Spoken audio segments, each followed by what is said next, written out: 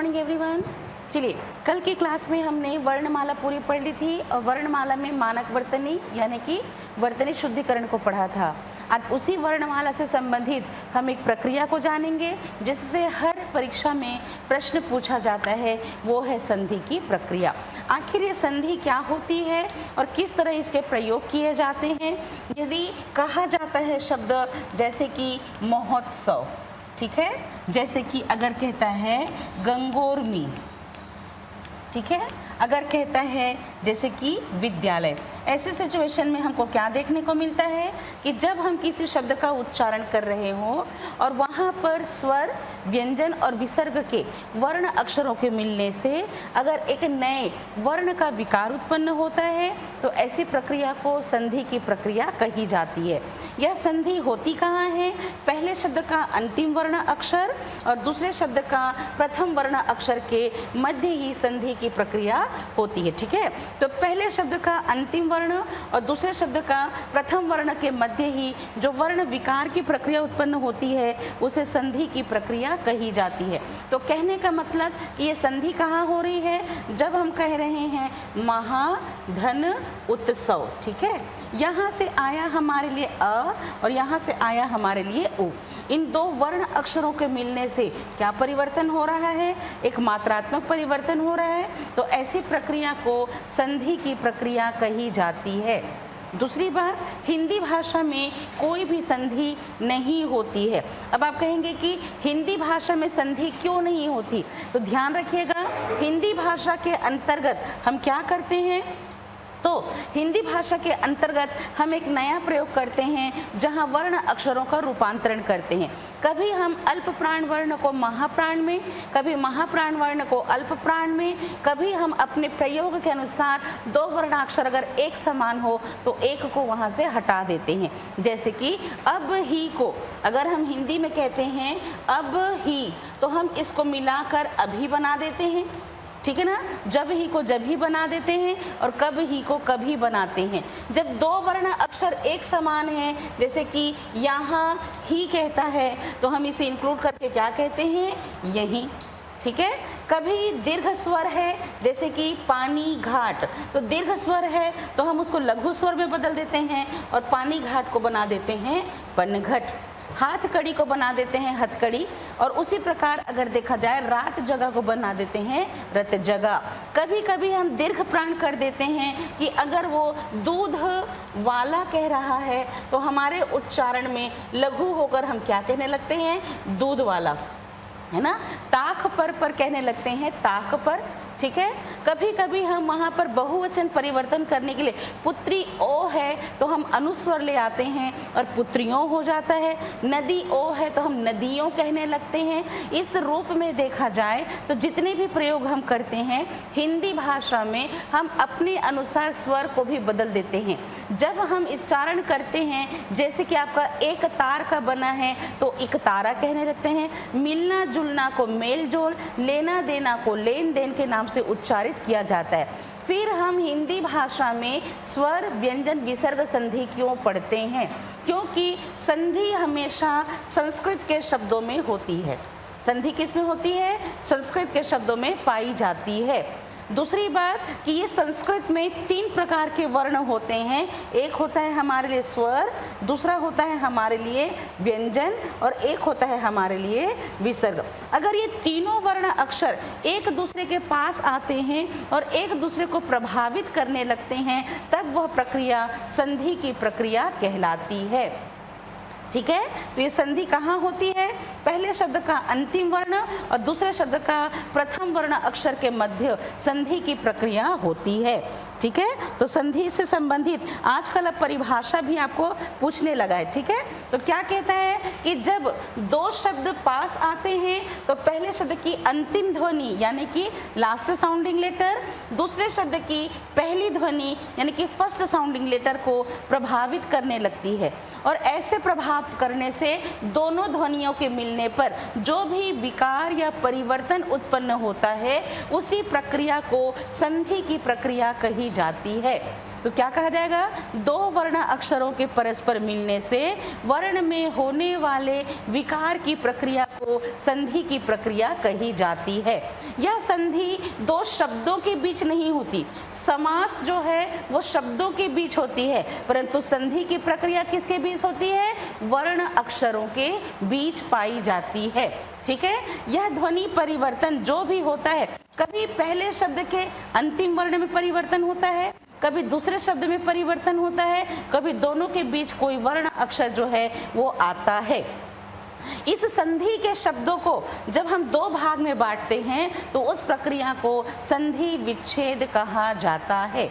Clear हो गया। और इस आधार पर देखा जाए तो यदि एग्जाम्पल कहता है तो पहले शब्द का अंतिम वर्ण और दूसरे शब्द का प्रथम वर्ण, जब ये दोनों मिलते हैं, इनके मिलने से जो वर्ण विकार उत्पन्न होता है उसी वर्ण विकार को हम क्या कहते हैं, संधि की प्रक्रिया कहते हैं। तो दो वर्ण अक्षरों के परस्पर मिलने से वर्ण में होने वाले विकार को संधि कही जाती है। यह संधि संस्कृत में होती है और संस्कृत में जब संधि होती है तो संस्कृत के अनुसार यहाँ तीन प्रकार की संधि पढ़ी जाती है। एक पढ़ी जाती है स्वर संधि, दूसरी पढ़ी जाती है हमारे लिए व्यंजन संधि और तीसरी पढ़ी जाती है हमारे लिए विसर्ग संधि। इसको पहचाना कैसे जाएगा कि कौन स्वर संधि है, कौन व्यंजन है और कौन विसर्ग है। संधि की पहचान पहले शब्द के लास्ट साउंडिंग लेटर से पता चल जाता है। यदि किसी शब्द में अगर एक मात्रा है, अगर किसी शब्द में अगर एक मात्रा है, अ से लेकर हमारे लिए अंगूर के अम तक स्वर की मात्रा है, तब वो हमारे लिए हो जाता है आपका स्वर संधि। अगर किसी शब्द के अंत में जैसे कि हलंत है, जगत धन नाथ कहा, अगर पहले शब्द के अंत में हलंत है तब यह हमारे लिए संधि व्यंजन संधि कहलाएगी। पहले शब्द के अंत में यदि विसर्ग है, ठीक है, तो पहले शब्द के अंत में यदि विसर्ग है वहीं से संधि की पहचान हो जाएगी कि वो विसर्ग संधि है। यहाँ पर अगर आप देखा जाए, अगर आपको यहाँ पर प्रस्तुत करने को मिल रहा है तो हम ये देखेंगे, जैसे कि आपका कहता है, जैसे कि विद्या धन आलय कह रहा है, ठीक है। ऐसी सिचुएशन में पहले शब्द के अंतिम वर्ण में अगर स्वर की मात्रा है, ठीक है, यहाँ पर एक हलंत लगा है, यहाँ पर एक विसर्ग लगा है। दूसरे शब्द में यदि यहाँ स्वर है तो दो स्वर हो गए, इसलिए स्वर संधि होगी। यहाँ व्यंजन है, इधर स्वर हो या व्यंजन हो, व्यंजन संधि की पहचान पहले शब्द के अंतिम वर्ण से होगी। इधर स्वर हो या व्यंजन हो परंतु पहले शब्द के अंत में अगर विसर्ग लगा है तो वहाँ पर विसर्ग संधि पाई जाती है, ठीक है। इस संधि को करते समय हम क्या करेंगे, संधि को विच्छेद कैसे करेंगे, संधि को विच्छेद कैसे करना है। जैसे कि एक एग्जाम्पल दिया है, विद्यालय का संधि विच्छेद कीजिए और संधि का नाम लिखिए, ठीक है।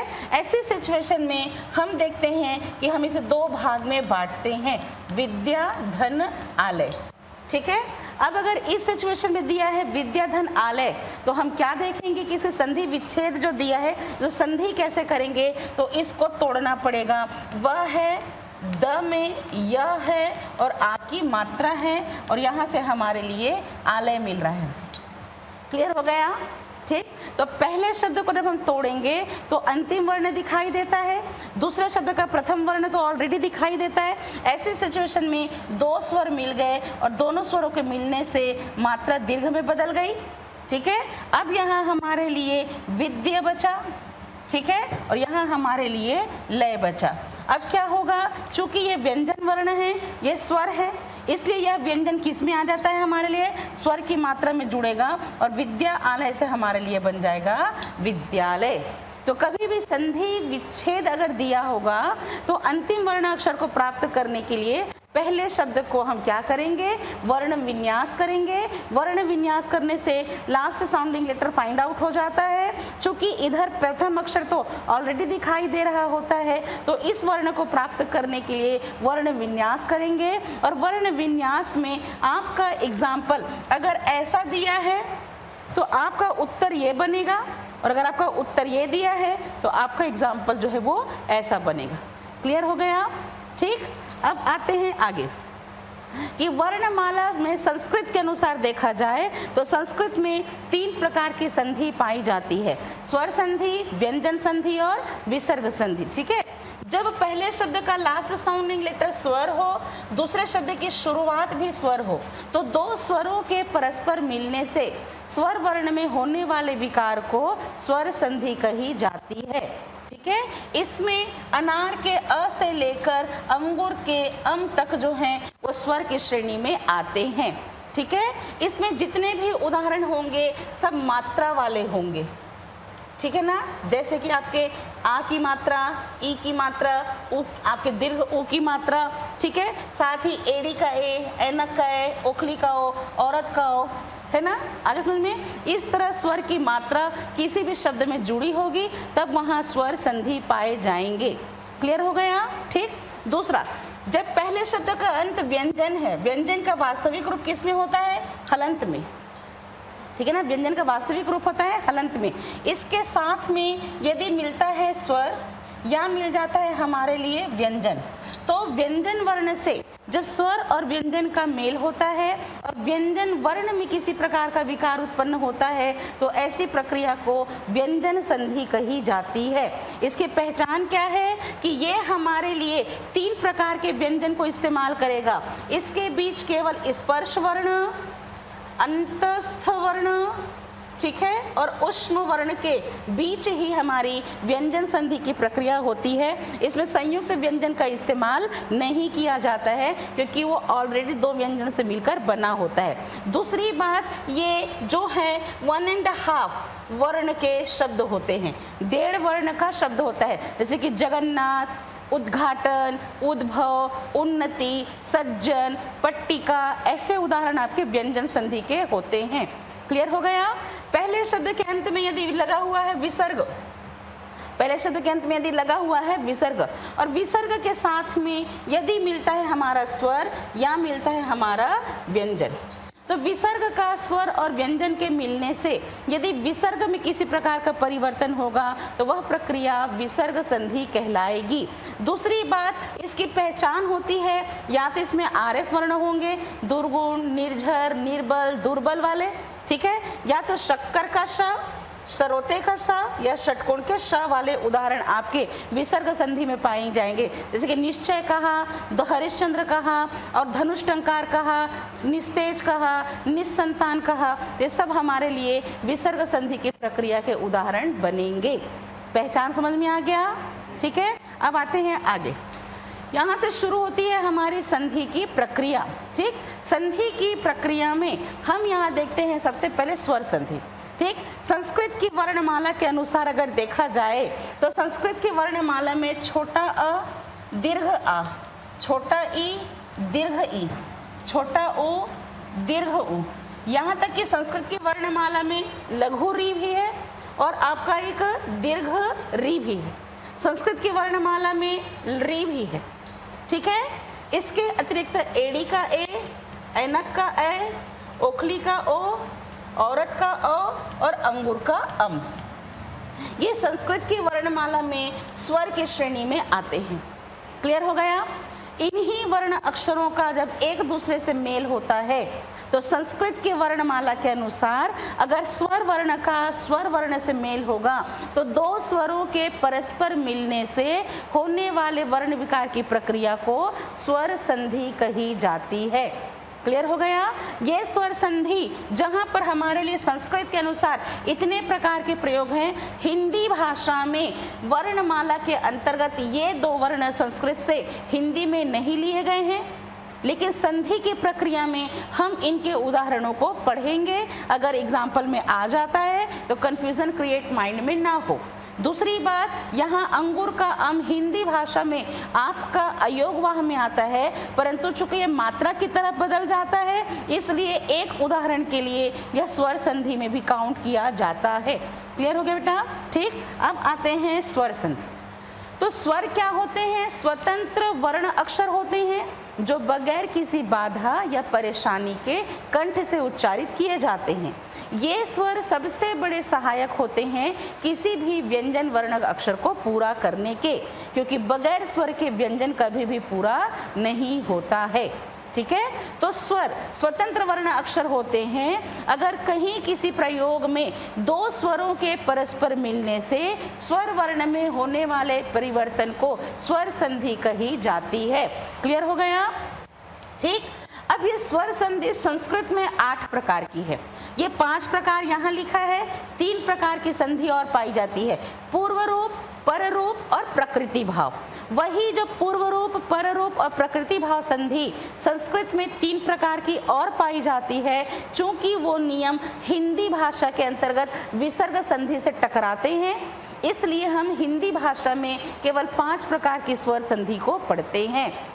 ये स्वर संधि कौन से वर्ण अक्षरों के बीच होती है, ध्यान रखिएगा।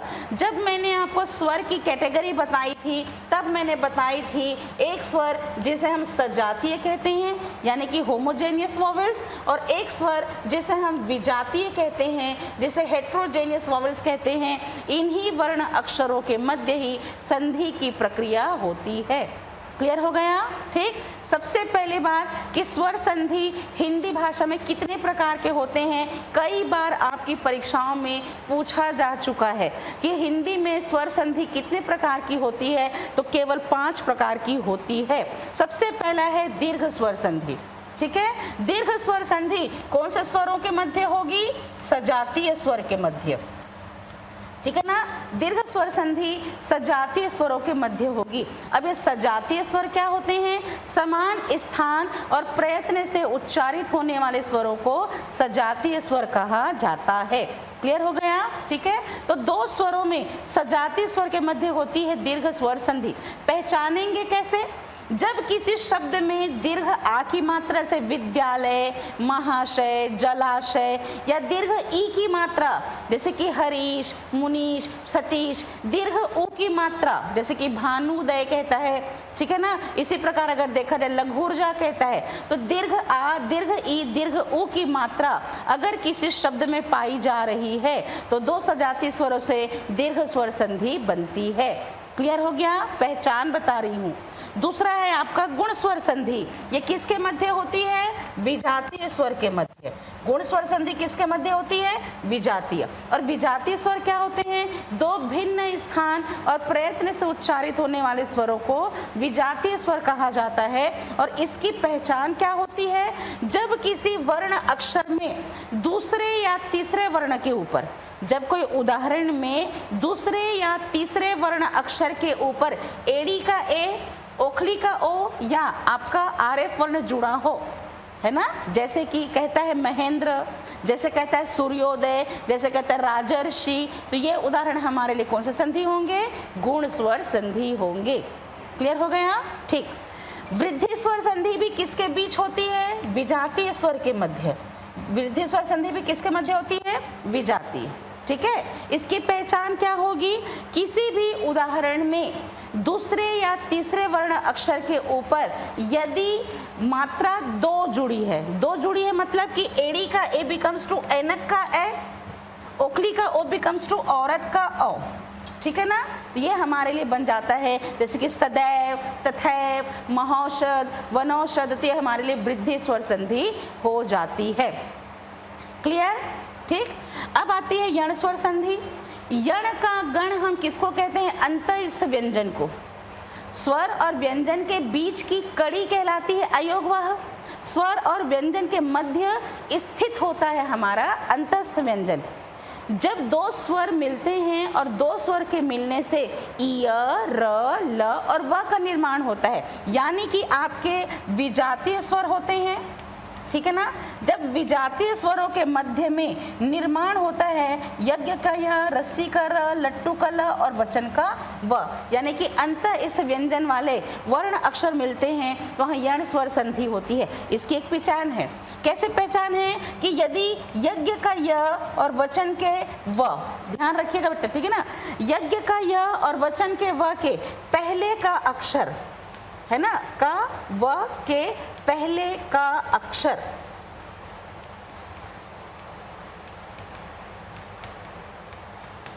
अधूरा होता है, ठीक है ना। ये पहचान है इसकी। मैं जितनी पहचान बता रही हूँ अगर इसको आपने याद कर लिया ना तो संधि को पहचानना बड़ा आसान हो जाएगा। तो जब हम किसी उदाहरण में ये देखते हैं कि यज्ञ का य और वचन के व के पहले का अक्षर अधूरा, जैसे कि प्रत्युत्तर है ना, उसी प्रकार अत्यधिक, अन्वय, अन्वेषण है ना, अगर उदाहरण देखते हैं तो वो हमारे लिए आपकी यण स्वर संधि होती है। दूसरी बात, यण स्वर संधि किससे बनती है? गुण की प्रक्रिया को पलटने से। ध्यान से समझिएगा, ठीक है ना, गुण की प्रक्रिया को पलटने से बनती है हमारे लिए कौन सी संधि? गुण स्वर संधि को पलटने से बनती है यण स्वर संधि। ठीक है, अब आता है अयादि। अयादि संधि भी किसके बीच होती है? आपकी अयादि स्वर संधि भी विजातीय स्वरों के बीच होती है। ठीक है, दूसरी बात, जिस शब्द में हमें अय, आय, अव, आव जैसे उदाहरण देखने को मिलते हैं तो वहां होती है अयादि स्वर संधि। अगली बात कि यहाँ पर 3 अक्षर का एक शब्द बनता है, 3 अक्षर का एक शब्द बनता है, और 3 अक्षर के शब्द में जैसे कि पवन कहा, जैसे कि नयन कहा, तो यहाँ पर हमारे लिए 3 अक्षर के शब्द बनेंगे और वहाँ पर बीच में यज्ञ का या वचन का व आएगा, तो वहाँ अयादि स्वर संधि होती है। दूसरी बात, गुण स्वर संधि के नियम को पलटा तो यण स्वर संधि बनी, और अगर हम वृद्धि संधि को पलट देते हैं, है ना, वृद्धि संधि के नियम को पलट दिया जाए तो अयादि स्वर संधि बनती है। क्लियर हो गया? ठीक, तो ये है हमारे लिए पहचान। ठीक, तो सबसे पहले आते हैं दीर्घ स्वर संधि में। ठीक, तो दीर्घ का मतलब होता है मात्रा बढ़ जाना, गुरु। जहाँ 2 समान वर्ण अक्षर मिलते हैं और 2 समान वर्ण अक्षर मिलकर दीर्घ की मात्रा में बदल जाएं, वहाँ दीर्घ स्वर संधि होती है। When two equal small letter make a new one capital letter that called दीर्घ स्वर संधि। ठीक है, तो कहने का मतलब कि जब 2 समान वर्ण अक्षर एक दूसरे से मिलते हैं और उन 2 समान वर्ण अक्षरों के मिलने से यदि मात्रा दीर्घ में बदल जाती है तो दीर्घ स्वर संधि होती है। ये किसके मध्य होती है? ये हमेशा सजातीय स्वर के मध्य होती है। किसके मध्य होती है? सजातीय स्वरों के मध्य। इसके उदाहरणों की खासियत क्या होगी कि दीर्घ आ, दीर्घ ई और दीर्घ उ की मात्रा होगी। ठीक है, तो क्या कहता है, जब इस अ के बाद में फिर से अ आता है तो दोनों मिलकर आ की मात्रा में बदल जाते हैं। जब इस आ से मिलता है हमारे लिए अ तो दोनों दीर्घ आ की मात्रा में बदल जाते हैं। इसी तरह लघु आ से यदि दीर्घ आ मिलता है तो भी आ की मात्रा में बदलते हैं, और इसी रूप में दीर्घ आ से यदि समान वर्णाक्षर मिलते हैं तो दीर्घ की मात्रा में बदल जाते हैं। अब आपका दिमाग कहता है कि 2 समान वर्णाक्षर मिलते हैं तो दीर्घ की मात्रा में बदलते हैं, परंतु यहाँ पर मैंने यहाँ दीर्घ लिख दिया, यहाँ लिख दिया, यहाँ लिख दिया, तो भी ऐसी सिचुएशन में कभी कभी होता है कि पहले शब्द का last sounding letter small letter होता है तो दूसरे शब्द की शुरुआत भी स्मॉल लेटर से होती है, लाइक चर, धन, अचर। ठीक है, क्लियर हो गया? अब हम देखते हैं तो पहले शब्द का अंतिम वर्ण भी लघु है, दूसरे शब्द की शुरुआत भी लघु है। अब हमें यहाँ मात्रा दिखाई नहीं दे रही, हमको पता कैसे चलेगा कि लास्ट साउंडिंग लेटर क्या है?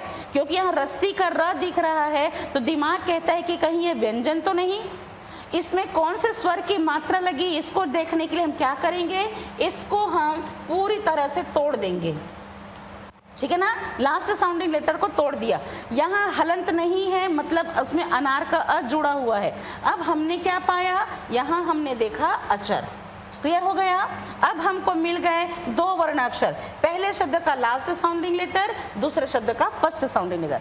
When 2 equal small letter make a new one capital letter, तो यह हमारे लिए किसकी मात्रा हो गई? आ की मात्रा हो गई। ऐसी सिचुएशन में अब हमारे पास क्या बचा, यहाँ चर बचा, यहाँ पर चर बचा।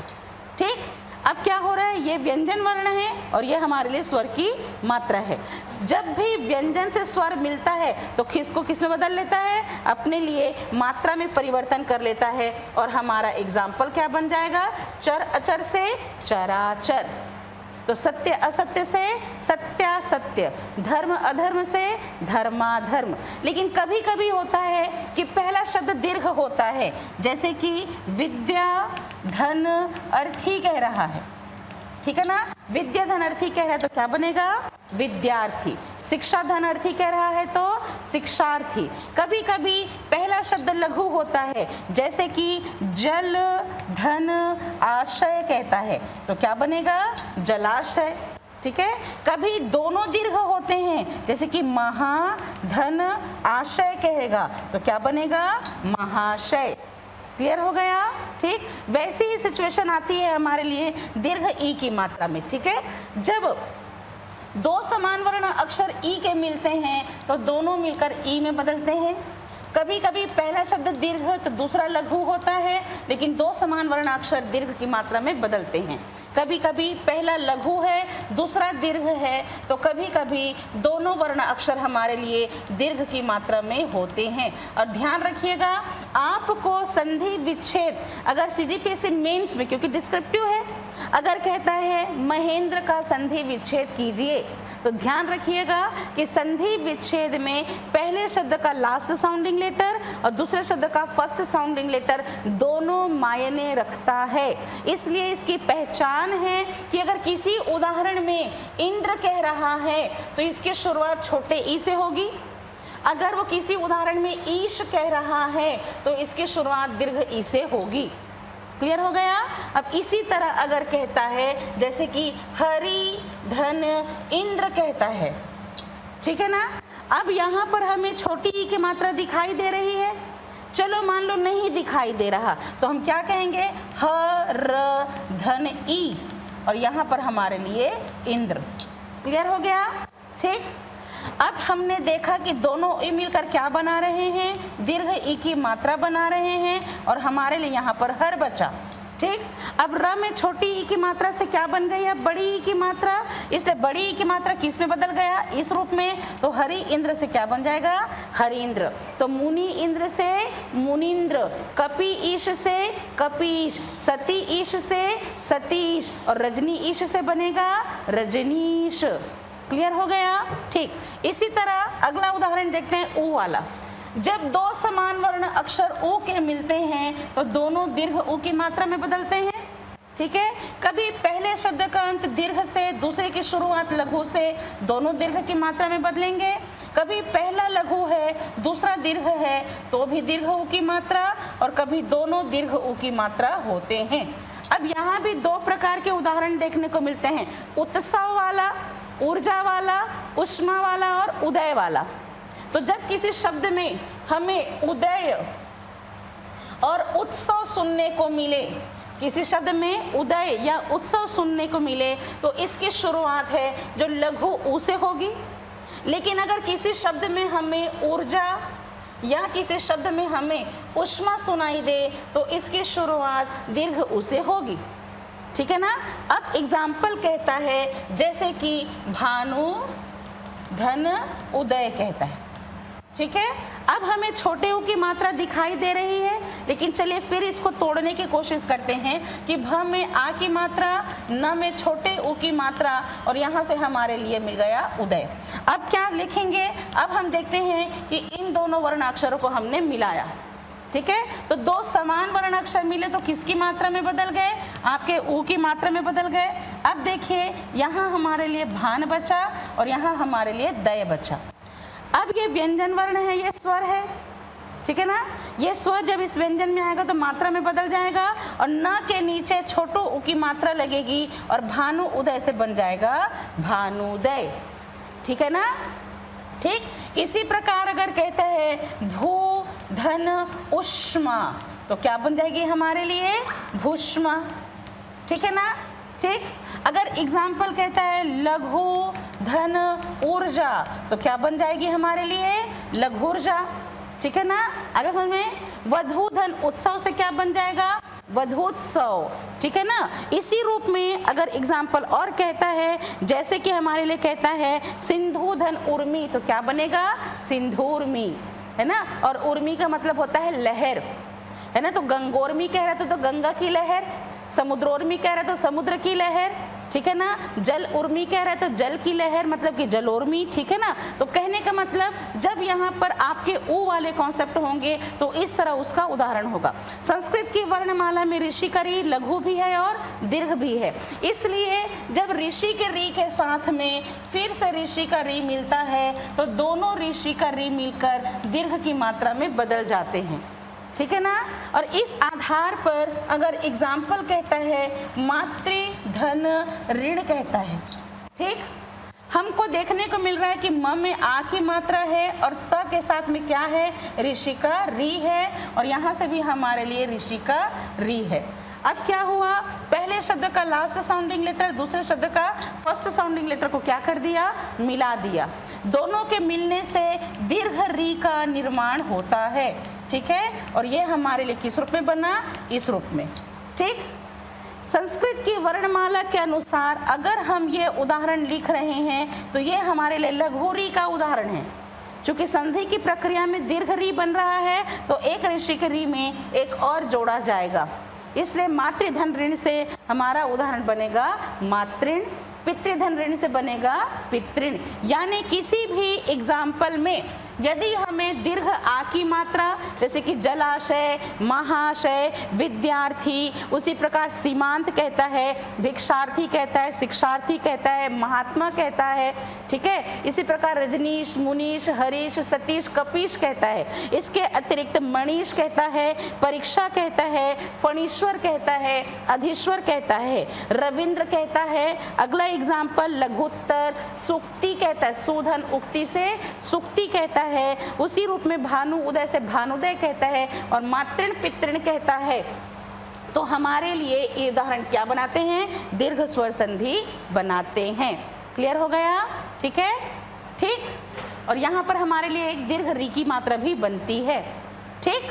आगे समझ में, तो दीर्घ आ, दीर्घ ई, दीर्घ ओ और दीर्घ री की मात्रा वाले उदाहरण हमारे लिए दीर्घ स्वर संधि बनाते हैं।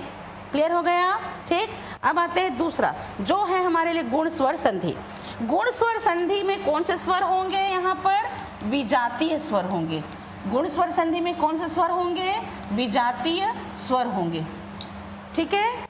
इसकी पहचान क्या होगी कि शब्द के ऊपर यदि एड़ी का ए, ओखली का ओ या हमारे लिए आरेफ वर्ण सप्तर्षि राजर्षि वाला जुड़ा है, ठीक है। तो शब्द के दूसरे या तीसरे वर्ण अक्षर के ऊपर यदि एड़ी का ए, ओखली का ओ या आरेफ वर्ण का र जुड़ा हो तो गुण स्वर संधि होती है। तो क्या कहता है, when two different type of letter make a new one letter, दो भिन्न स्वर मिलकर जब एक नए स्वर वर्ण का विकार उत्पन्न करते हैं तो ऐसी प्रक्रिया को हम कौन सी संधि कहते हैं, गुण स्वर संधि कहते हैं। दो अलग अलग स्वर वर्ण मिलकर जब एक नया स्वर वर्ण बनाते हैं तो ऐसी प्रक्रिया को गुण स्वर संधि कहते हैं। जब इस अ से मिलता है हमारे लिए ई तब क्या बनाता है, ए। जब इस अ से मिलता है हमारे लिए ई तब क्या बनाता है, ए। जब इस आ से मिलता है हमारे लिए ई तब क्या बनाता है, ए। और इसी प्रकार जब आ से मिलता है हमारे लिए ई तो क्या बनाता है, ए बनाता है, ठीक है ना। जैसे अगर कहता है सूर धन इंद्र कहता है, ठीक है ना, सूर धन इंद्र कहता है। अब सु कह रहा है, र के साथ में है अ की मात्रा और यहाँ है हमारे लिए इंद्र, ठीक। Two different type of letter है, यहाँ पर अ और ई मिलकर क्या बना रहे हैं, ए की मात्रा बना रहे हैं। यहाँ हमारे लिए बच्चा है यहाँ पर सुर। ऐसे सिचुएशन में र में किसकी मात्रा हो गई, ए की मात्रा, और सुर इंद्र से क्या बन गया हमारे लिए, सुरेंद्र। तो महा इंद्र से महेंद्र, ठीक है। अब इसी रूप में गण धन ईश कहता है तो क्या बन जाएगा, गणेश। राकाधन ईश से राकेश, महाधन ईश से महेश, ठीक है। इसी प्रकार स्वधन इच्छा से स्वेच्छा, पूर्णधन इंदु से पूर्णेंदु, भारत इंदु से भारतेंदु, नर इंद्र से नरेंद्र, वीर इंद्र से वीरेंद्र, और शुभ इच्छा से शुभेच्छा और विश्व इंदु से विश्वेंदु का निर्माण होता है। राम ईश्वर से बनेगा रामेश्वर, ठीक है। इसी प्रकार संगीत ईश्वर से संगीतेश्वर, और देखा जाए तो राजा इंद्र से राजेंद्र और महा इंद्र से बनेगा महेंद्र। क्लियर हो गया? ठीक। अगला, जब इस अ से मिलता है उ, जब इस अ से मिलता है उ तो दोनों मिलकर किस में बदल जाते हैं? ओ की मात्रा में, ठीक है ना। इसी प्रकार जब इस आ से मिलता है उ तब दोनों मिलकर दीर्घ की मात्रा में बदलते हैं। जब इस अ से मिलता है हमारे लिए दीर्घ उ तो भी ओ की मात्रा है, और आ से मिलता है दीर्घ उ तो भी ओ की मात्रा है। जैसे कि देखा जाए, जैसे हम कह सकते हैं महाधन उत्सव, है ना, महाधन उत्सव। यहाँ हम देखें तो मह में है आ की मात्रा, ठीक है, यहाँ है हमारे लिए उत्सव। अब क्या हो रहा है, इस आ के साथ मिल रहा है उ, तो दोनों मिलकर क्या बना रहे हैं? ओ की मात्रा, ठीक है। अब यहाँ हमारे लिए क्या बचा? मह बचा, और यहाँ आधा त स और व बचा, ठीक। अब ये व्यंजन वर्ण से स्वर मिल रहा है तो महा उत्सव से क्या बन जाता है? महोत्सव, ठीक है ना। तो महा ओजस्वी से क्या बनेगा? महोजस्वी, ठीक है ना। प्रभा उदय से प्रभोदय, सूर्य उदय से सूर्योदय। उसी तरह देखा जाए नर उत्तम से नरोत्तम, विवाह उत्सव से विवाहोत्सव बनेगा, ठीक है। कुल उत्तम से कुलोत्तम बनेगा, लोक उक्ति से लोकोक्ति बनेगा, भाग्य उदय से भाग्योदय, और चरण उदय से चरणोदय। इसी प्रकार पुरुष उपदेश से क्या बनेगा? पुरुषोपदेश, ठीक है। और सह उदर से सहोदर, चरण उदकम से चरणोदकम, ठीक है। और हित उपदेश से हितोपदेश। क्लियर हो गया? ठीक। अब आते हैं अगला, जब इसी अ के साथ में मिलता है ऋषि का री तब बनता है हमारे लिए अर। जब इस आ के साथ में मिलता है ऋषि का री तब बनता है हमारे लिए अर। जैसे कि राजा धन ऋषि कहा, ठीक है ना, राजा धन ऋषि कहा। अब राजा में ज में है किसकी मात्रा?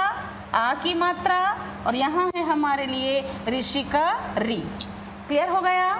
ठीक है। चोरी हुई लास्ट साउंडिंग लेटर और फर्स्ट साउंडिंग लेटर के बीच, ठीक है, दोनों ने मिलकर क्या बनाया? अर बनाया, ठीक है। यहाँ है हमारे लिए श्री और यहाँ है हमारे लिए राज। अब क्या हुआ? अब देखने वाली बात आती है कि यहाँ पर हमें दो चीज़ मिलती है, ये इस व्यंजन है और ये स्वर है। तो व्यंजन से स्वर मिला तो ये हमारे लिए पूरा हो गया, लेकिन हलंत वाला र जो है वो बच गया। कल मैंने बताया था कि दो कंप्लीट कॉन्सोनेंट के बीच में अगर हलंत वाला र आता है तो ये आने वाले वर्ण अक्षर के ऊपर टोपी की तरह ऊपर जाकर बैठता है, इसलिए शी में हमारे लिए क्या बनेगा? एक आरेफ वर्ण बनेगा, और राजा ऋषि से क्या बन जाएगा? राजर्षि। तो देव ऋषि से देवर्षि, महर्षि से महर्षि, सप्त ऋषि से बनेगा सप्तर्षि, और ब्रह्म ऋषि से बनेगा ब्रह्मर्षि, ठीक है। वर्षा धन ऋतु, वर्षा धन ऋतु कह रहा है तो क्या बनेगा? वर्षर्तु। क्या बनेगा हमारे लिए? वर्षतु, ठीक है ना, वर्षतु, ठीक है ना, वर्षर्तु, ठीक है ना, क्या बनेगा? वर्षर्तु। क्लियर हो गया? ठीक। इसी रूप में देखा जाए तो मैंने क्या बताया कि जब वर्ण अक्षर को मिला रहे हैं तो क्या बनेगा? दूसरे या तीसरे वर्ण के, भैया दूसरे वर्ण के ऊपर है। इसी प्रकार अगर गणेश कह रहा है तो दूसरे वर्ण अक्षर के ऊपर है, ठीक है। इसमें अगर हम महोदय कह रहे हैं, जैसे कि हमारे लिए महोदय कह रहा है तो दूसरे वर्ण के ऊपर मात्रा है, ठीक है। कभी कभी तीसरे वर्ण अक्षर के ऊपर मात्रा के तौर पर जुड़ जाते हैं। क्लियर हो गया? तो गुण स्वर संधि समझ में आ गया? ठीक। अब आते हैं हम किसमें? वृद्धि स्वर संधि में। गुण स्वर संधि से निर्मित वर्ण अक्षर एड़ी का ए या उखली का ओ जब अ और आ से मिलता है तो उनकी मात्रा में क्रमशः क्या हो जाती है?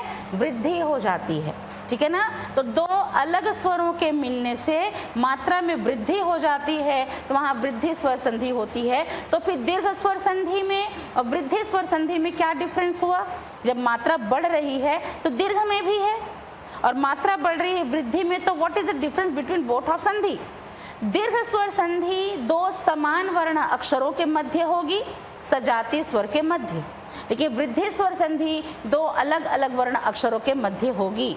जब इस अ और आ से गुण स्वर संधि का निर्मित वर्ण अक्षर मिलता है तब उनकी मात्रा वृद्धि कर जाती है, इसलिए वृद्धि स्वर संधि भी हमारी विजातीय स्वर के मध्य पाई जाती है। ठीक है ना। जब किसी शब्द में पहले या दूसरे वर्ण के अंतर, पहले शब्द में अगर हम देखें तो दूसरे या तीसरे वर्ण अक्षर के ऊपर ऐनक का ए या औरत का ओ यानी कि दो मात्रा लग जाती है तो वृद्धि स्वर संधि होती है। ठीक है। जब इस अ या आ से मिलता है हमारे लिए ए या मिलता है ए तो दोनों मिलकर ए की मात्रा में बदल जाते हैं। ठीक है। जैसे कि अगर एग्जाम्पल देखें अ और ए तो क्या बनाते हैं? ए की मात्रा। इसी प्रकार आ और ए मिलाते हैं तो क्या बनाते हैं? ए की मात्रा। अ से मिलता है ए तो क्या बनाते हैं? वृद्धि की मात्रा। और इसी प्रकार आ से मिलाते हैं ए तब हमारे लिए वृद्धि की मात्रा बनती है। ठीक है। जैसे कि महा धन ऐश्वर्य कहता है। ठीक है ना। महाधन ऐश्वर्य कहता है। अब हम देखते हैं कि मह में है किसकी मात्रा? आ की मात्रा। यहाँ है हमारे लिए ऐश्वर्य। क्लियर? ठीक। अब यहाँ से आ और ए ने क्या बनाया? वृद्धि करके ए की मात्रा। ये हमारे लिए ह बचा और यहाँ हमारे लिए ऐश्वर्य बचा। ठीक। अब ह में ए की मात्रा है और यही ए की मात्रा दो डंडा हो जाती है तो महा ऐश्वर्य से बन जाता है महेश्वर्य। ठीक है। तो गत ऐश्वर्य से गतैश्वर्य। ठीक है। अगर कहता है सदा धन एव कह रहा है, ठीक है ना, तो सदा एव से क्या बनेगा? सदैव। सदैव, सदैव नहीं, सदैव, दोनों में अंतर होता है। सदैव का मतलब होता है देवता के साथ। ठीक है। और इसका मतलब होता है ही, हमेशा ही। इसलिए सदैव का मतलब होता है देवता के साथ और सदैव का मतलब होता है हमेशा ही। तो तथा एव से बनेगा तथैव। ठीक है ना। मम एक से बनेगा ममैक, एक एक से बनेगा एकैक। ठीक है। इसी प्रकार देखा जाए तो लोक ऐष्णा से बनेगी लोकैष्णा। ठीक है। गत ऐश्वर्य से गतैश्वर्य, राजा ऐश्वर्य से राजैश्वर्य, परम ओजस्वी से परमोजस्वी। ठीक है ना। अब देखिए यहाँ पर अ और ए का हो गया। अब देखिए जब इस अ या आ से मिलता है हमारे लिए ओ या मिलता है औ तो दोनों वृद्धि करके किस में बदल जाते हैं? औ की मात्रा में। तो जैसे कि अ से मिला ओ, ठीक है, तो क्या बनाता है हमारे लिए? औ की मात्रा। जब इस आ से मिलता है हमारे लिए ओ तो क्या बनाता है? औ की मात्रा। इसी प्रकार अ से मिलता है औ तब दोनों मिलकर वृद्धि में वैसे ही रूप में होते हैं। और इसी प्रकार आ से जब मिलता है औ तो दोनों वृद्धि करके औ की मात्रा में होते हैं। ठीक है। तो अगर कहता है परम धन औषधि, ठीक है ना, परम धन औषधि कहता है। यहाँ से अ और यहाँ से ओ, अ और ओ ने मिलकर क्या बनाया? औ की मात्रा। ठीक है ना। यहाँ हमारे लिए हलंत वाला म बचा और यहाँ हमारे लिए शधि बचा। तो उदाहरण क्या बनाएगी? परम औषधि से क्या बन जाएगी? परमौषधि। परम औषधि से परमौषधि। वन धन औषधि से क्या बनेगा? वनौषध। ठीक है ना। महाधन ओजस्वी से महौजस्वी। ठीक है ना।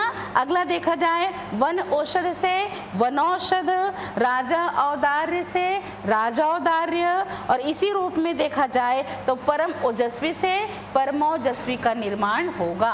क्लियर हो गया। इस संधि में ऋषि के री का इस्तेमाल हिंदी भाषा में नहीं होता। ठीक है ना। आपकी वृद्धि स्वर संधि में ऋषि के री के उदाहरण का इस्तेमाल हिंदी भाषा में नहीं किया जाता। वहाँ एक दो उदाहरण के लिए इसका इस्तेमाल अर से आर में बदल जाता है। क्लियर हो गया। तो ये हो गई हमारी वृद्धि स्वर संधि कंप्लीट। समझ में आ गया। ठीक। अब आते हैं आगे। यण स्वर संधि, यह भी किसके बीच होगी? यह भी होगी हमारी विजातीय स्वर के मध्य, ठीक है ना। जब हम इसका इस्तेमाल करते हैं तो यण स्वर संधि में किसका निर्माण होता है? अंतस्थ व्यंजन का। किसका निर्माण होता है?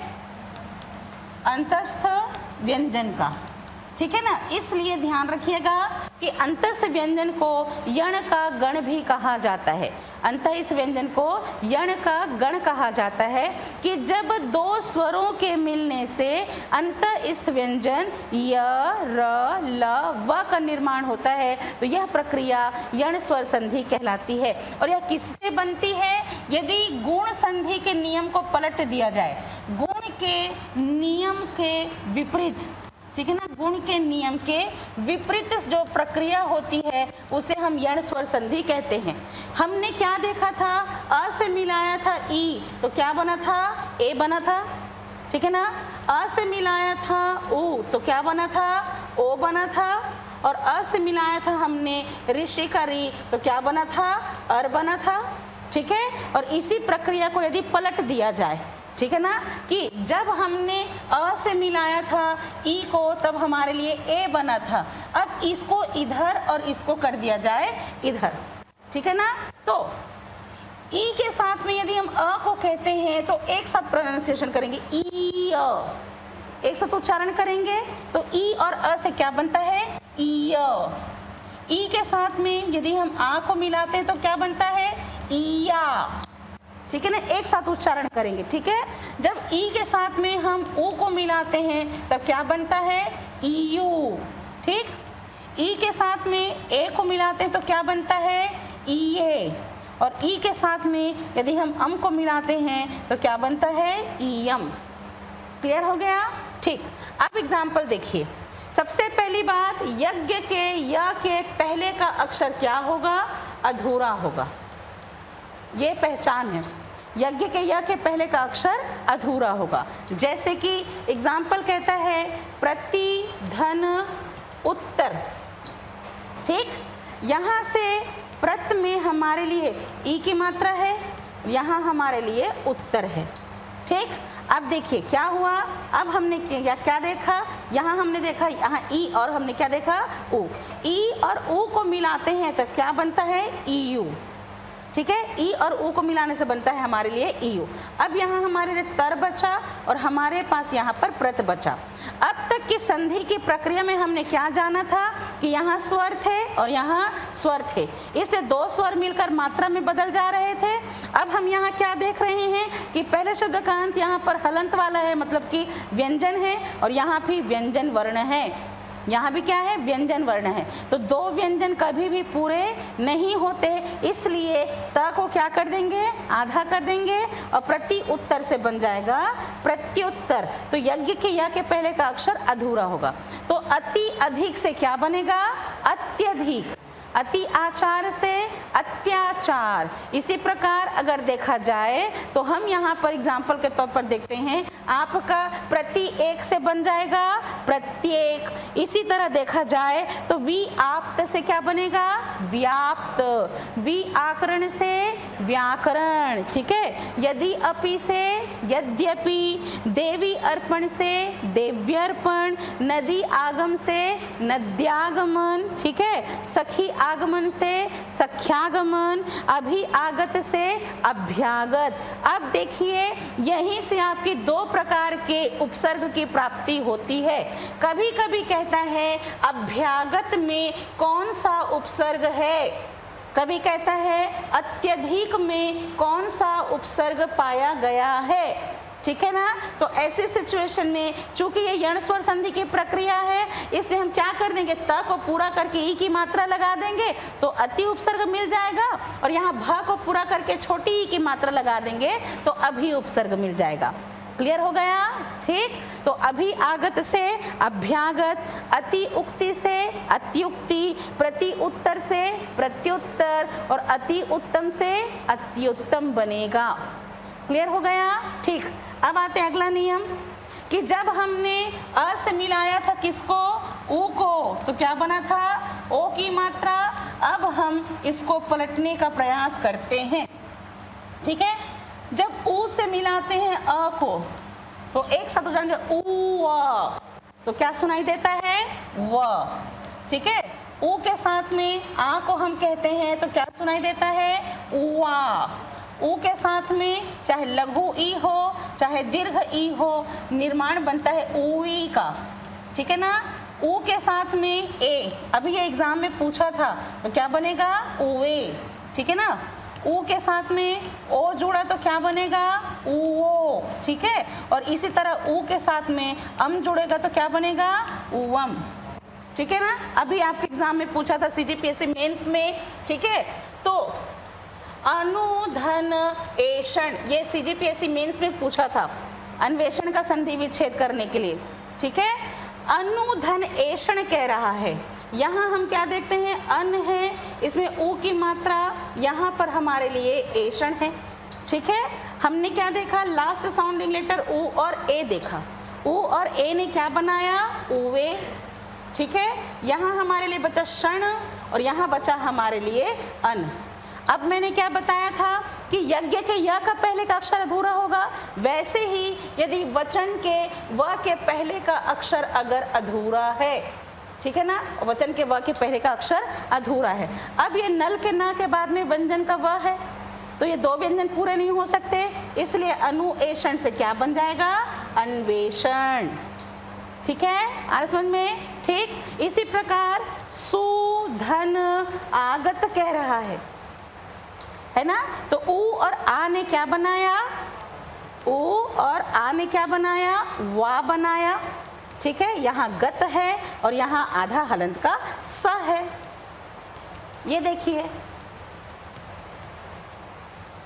क्लियर हो गया, ठीक है ना। सुधन आगत कह रहे तो स में ऊ की मात्रा और यहाँ आगत, ऊ और आ ने क्या बना दिया वा, स हो गया अधूरा तो क्या बन गया सुआगत से स्वागत, अनुएषण से अन्वेषण, गणुएश से गणवेश, धातु इक से धात्विक, अनुइक्षा से अन्विक्षा, विधन ऊह से व्यूह। तो उसी प्रकार अगर निधन ऊन कहता है, निधन ऊन कहता है तो क्या बनेगा, क्या बनेगा न्यून, ठीक है ना, ठीक। विधन ऊह से क्या बनेगा व्यूह, क्या बन जाएगा व्यूह, क्लियर हो रहा है, ठीक। और इसी रूप में अगर कहता है आपके एग्जाम्पल के तौर पर तनु धन अंग तो क्या बन जाएगा तन्वंग। सुधन अस्ति से स्वस्ति बनेगा, सुधन अल्प से स्वल्प बनेगा, सुधन अच्छ से स्वच्छ बनेगा, सुधन अच्छ से क्या बनेगा स्वच्छ बनेगा। और मधुधन अरि से, यह भी मैक्सिमम पूछा जाता है, मधुधन अरि क्या होगा इसका एग्जाम्पल, मधु अरि से हाँ क्या बनेगा मध्वरी, मधु अरि से क्या बनेगा मध्वरी, क्लियर हो गया, ठीक है। इसी तरह देखा जाए तो मधु इदम से मध्वीदम बनेगा, मधु इदम से मध्वीदम, कहने का मतलब जैसी मात्रा है वैसे व में जुड़ेगा, अ है तो व बनेगा, आ है तो वा बनेगा, ई है तो वी बनेगा, लघु ओष्ठ से क्या बनेगा लघवोष्ठ, तनुअंग से क्या बनेगा तन्वंग, क्लियर हो गया, ठीक। अब आते हैं आगे। जब हमने अनार के अ के साथ में ऋषि के री को मिलाया था तो क्या बना था अर बना था। अब इसको इधर और इसको ले जाते हैं इधर, ठीक है।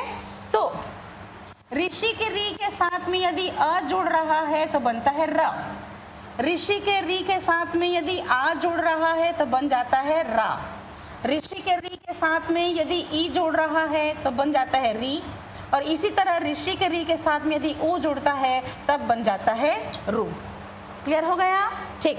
एग्जाम्पल देखिए, जैसे कि मातृधन उपदेश कहता है, ठीक है, मातृधन उपदेश। अब हम क्या देखेंगे, म में आ की मात्रा, त के साथ में यहाँ ऋषि का री है और यहाँ से हमारे लिए उपदेश है। हमने क्या देखा कि लास्ट साउंडिंग लेटर री और ऊ ने क्या बनाया रू की मात्रा बना दी, यहाँ हमने प्रदेश को उतारा, ठीक है, और यहाँ हमने मात को देखा। अब देखिए यहाँ पर दो चीजें देखने को मिल रही है, ये हलंत वाला त है, यहाँ रस्सी का र है।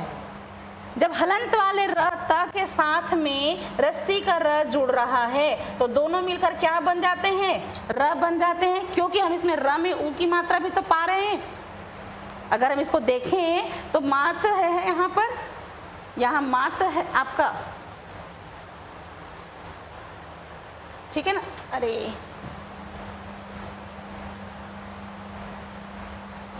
ठीक है, अब देखिए यहाँ पर मात है, यहाँ पर आपका देश है। ठीक, अब हमने यहाँ र को तोड़ा तो हमने क्या देखा कि त के साथ में र मिलकर त्र बन रहा है, साथ में है किसकी मात्रा, ऊ की मात्रा, तो कहाँ जुड़ जाएगी, नीचे। तो मातृ उपदेश से क्या बनेगा, मातृोपदेश। ठीक है ना। ठीक, अब देखिए भातृ धन इच्छा कह रहा है, ठीक है ना। अब यहाँ पर ऋषि कर रही है और यहाँ है ई, दोनों मिलकर क्या बना रहे हैं, री। यहाँ पर हमारे लिए क्या बना, भात, और यहाँ बचा हमारे लिए आधा च और छ। त में है ऋषि रस्सी कर रहा, त में है रस्सी कर रहा, यानी कि हमारे लिए क्या बन जाएगा, ये त्रि बन जाएगा। तो भातृ इच्छा से बनेगी भातृच्छा। अब देखिए साउंडिंग इफेक्ट को देखिए, मातृण पितृण में भी री का साउंड है और भातृच्छा पितृच्छा में भी री का साउंड है। समझ में आ रहा है क्या बता रही हूँ। अगर वो मातृण कह रहा है, अगर वो मातृण कह रहा है तो री साउंड दे रहा है, और मातृच्छा कह रहा है तो भी री साउंड दे रहा है। ठीक है, लेकिन जहाँ ये वाला री आएगा मतलब ये हमारे लिए दीर्घ स्वर संधि है, और जहाँ पर वो त्रिशूल का त्र वाला आएगा, मातृोपदेश पितृोपदेश अगर कहता है, ठीक है ना। इसी प्रकार मातृच्छा पितृच्छा कहता है, मात्रानुमति कहता है, तो त्रिशूल का त्र वाला कॉन्सेप्ट होगा, तब ये हमारे लिए यण स्वर संधि के उदाहरण बनेंगे। क्लियर हो गया। ठीक है, अब हमारे लिए आपके यज्ञ का य, वचन का व और रस्सी का र बन गया। अब एक वर्णमाला और है संस्कृत में, जब वो हमारे लिए अ से मिलाया था ल को, तब हमारे लिए वहाँ पर अल बना था। ठीक है ना, गुण स्वर संधि में अ से ल को मिलाया था तो अल बना था। जैसे कि गुण स्वर संधि में तब धन लिकार कहता है, तब धन लिकार कहता है, तब हमारे लिए वहाँ तवल्लकार बना था गुण स्वर संधि में। अब हम इसको क्या करेंगे, पलटने की कोशिश करेंगे। ठीक है, कि री धन अकार कहता है। ठीक है, तो जब री से हमारे लिए अ मिलता है तब बनता है ल, जब री से आ मिलता है तब बनता है हमारे लिए ला। ठीक है, तो री और अ मिला तो बना ल कार। ठीक है ना, आगे समझ में। इसी प्रकार री धन आकृति कहता है, तब हमारे लिए दोनों मिलकर क्या बन जाता है, लाकृति। तो कहने का मतलब जब हम संधि की प्रक्रिया करते हैं और संधि की प्रक्रिया करते समय दो स्वरों के मिलने से यदि अंतःस्थ व्यंजन यज्ञ का या, रस्सी का रा, लट्टू का ला और वचन का व का निर्माण होता है, यानी कि अंतःस्थ व्यंजन का निर्माण होता है, वहाँ यण स्वर संधि होती है। यानी कि जब संधि करते समय य र ल वर्ण को अगर हम यण के गण के स्थान पर लाते हैं तो संधि में इस प्रकार की प्रक्रिया होती है, तो यण स्वर संधि बनती है। और यण स्वर संधि की खासियत है कि यहाँ पर यज्ञ के य के पहले का अक्षर अधूरा होगा, वैसे ही वचन के व के पहले का अक्षर अधूरा होगा। ठीक है, त्रिशूल का त्र वाला उदाहरण, रस्सी के र वाला उदाहरण और आपके लट्टू के ल वाला उदाहरण। तो य र ल व गुण स्वर संधि की प्रक्रिया को पलटने से बनने वाले अंतःस्थ व्यंजन की प्रक्रिया को यण स्वर संधि कही जाती है। क्लियर हो गया। ठीक है, एग्जाम्पल देखा जाए तो जितने भी मैंने उदाहरण बताए ध्यान रखिएगा। ठीक, अब आते हैं हम अयादी स्वर संधि। अयादी स्वर संधि क्या होती है, जब वृद्धि स्वर संधि की प्रक्रिया को पलट दिया जाए। ठीक है, तो यहाँ पर भी यह किसके बीच होती है, विजातीय स्वर के बीच होती है। यण स्वर संधि किसके बीच होती है, विजातीय स्वर के बीच। वैसे ही अयादी स्वर संधि भी किसके बीच होती है, विजातीय स्वरों के बीच पाई जाती है। क्लियर हो गया। जब हम किसको पलटते हैं, जब हमने वृद्धि स्वर संधि प्रक्रिया बनाई थी, है ना। वृद्धि स्वर में हमने क्या देखा था, वृद्धि स्वर में अ से हमने किसको मिलाया था, ए को, तो बना था ए, अ से हमने ओ को मिलाया था तो क्या बना था हमारे लिए, औ बना था। ठीक है, अब इसी प्रक्रिया को पलटने की कोशिश करते हैं। जब हम ए और ए के साथ में ओ और अ को मिलाते हैं, उनके मिलने से यदि अय आय अय आव जैसे ध्वनि वाले शब्द का निर्माण होता है तो वहाँ अयादि स्वर संधि होती है। जब इस ए से हम मिलाते हैं अ को तब बनता है अय। जब हम इस ए से मिलाते हैं अ को तब मिलता है हमारे लिए आय। ठीक है, ए से मिलाते हैं ई को तब हमारे लिए बन जाता है आई। ठीक है, ठीक। अब देखिए ने धन अन कहता है। ठीक है, ने धन अन कहता है। न में है किसकी मात्रा, ए की मात्रा, यहाँ से है हमारे लिए अन। ठीक है, अब हमने किस वर्ण अक्षर को उठाया, हमने देखा आपके ए को अ से मिलते हुए तो क्या बना हमारे लिए अय। ठीक, अब देखिए जब हम देखते हैं यहाँ न बचा, यहाँ भी हमारे लिए न बचा। अब यण स्वर संधि में क्या हो रहा था, यण स्वर संधि में क्या बन रहा था, यण स्वर संधि में यहाँ व्यंजन वर्ण और यहाँ पर भी हमारे लिए क्या बन रहा था, व्यंजन वर्ण, है ना, यानी कि व्यंजन वर्ण और व्यंजन वर्ण थे। अब देखिए यण स्वर संधि से अयादि में आके क्या हो रहा है, अयादि में पहले शब्द में व्यंजन है, यहाँ क्या बन रहा है, स्वर, है ना। तो न से हमारे लिए यह पूरा हुआ। अब हमारा उदाहरण क्या बन जाता है, यहाँ यह बनता है और फिर हमारे लिए क्या बनता है, नयन। तो 3 अक्षर का वर्ण होगा, 3 अक्षर का शब्द होगा, 3 अक्षर के बीच में यज्ञ का या वचन का व आएगा तो नयन कहता है। अब इसी प्रकार शे धन अन कहेगा तो क्या बनेगा, शयन। शयन, उच्चारण क्लियर करना ना, शयन। ठीक है ना। इसी प्रकार दय धन इनी कहता है, दय धन इनी कहता है। अब यहाँ है हमारे लिए ए और यहाँ है हमारे लिए ई। ए और ई ने क्या बनाया, आई। ठीक है, यहाँ देखिए नी है, यहाँ हमारे लिए द है। ठीक, आए समझ में। अब ये ए और ई से हमारा क्या बन गया, आई बना। अब ये द बचा और यहाँ पर हमारे लिए नी बचा। तो द में हो गई आ की मात्रा और ये हो गया द इनी से दाइनी। तो नए इका से नायिका, गए इका से गायिका। ठीक है, उसी प्रकार देखा जाए तो चे अन से क्या बनेगा, चयन। जब वो चे धन अन कहेगा तो क्या बनेगा हमारे लिए, चयन। ठीक है ना, चे अन से बनेगा चयन। ठीक है, साथ ही हम देखे जाते हैं एग्जाम्पल में, तब यहाँ पर ए के साथ में अ मिला दें। अगर ए के साथ में हम मिला देते हैं अ, ठीक है, तो यहाँ देखिए जब ए के साथ में हम अ को मिलाते हैं, ठीक है ना, ए के साथ में अ को मिलाते हैं तब हमारे लिए क्या बन जाता है, आयव। क्या बन जाता है, आयव बन जाता है। ठीक है, ठीक। अब कहता है सखे धन, क्या बनाता है, सखे धन आपका औ। ठीक है ना, सखे धन औ तो क्या बनेगा, सखायव। क्या बन जाएगा, सखे धन औ से सखायव। ठीक, अब आता है अगला। जब हम ओ से मिलाते हैं अ को तो क्या बनाता है, अव। ठीक, आगे समझ में। और इसी प्रकार ओ से मिलाते हैं किसको, ई को, तो क्या बनता है, अवी। ठीक, औ से मिलाते हैं अ को तो क्या बनता है, आव। और औ से मिलाते हैं हमारे लिए ई को तो क्या बनाता है, आवी। और इसी तरह औ से अगर हम मिलाते हैं ओ को तो क्या बनाता है, आवू। ठीक, जैसे पो धन अन कहता है।